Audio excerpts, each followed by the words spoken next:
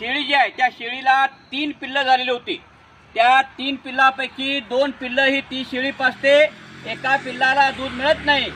आणि त्याच घरातील कुत्रं हे व्यालेलं होतं, त्याची पिल्ली लोकांनी बाळगायसाठी नेल्यानंतर तेही दुधाचंच आहे, त्यामुळं त्या पिल्लाला दूध मिळत नाही हे लक्षात आल्यानंतर या कुत्रीनं दररोज पिल्लांना त्या शेळीच्या पिल्लाला दूध पाजायला सुरू केलं। ते दररोज आपलंच करडू समजून, आपलं पिल्लं समजून ती दररोज त्या पिल्लाला पाजते आहे।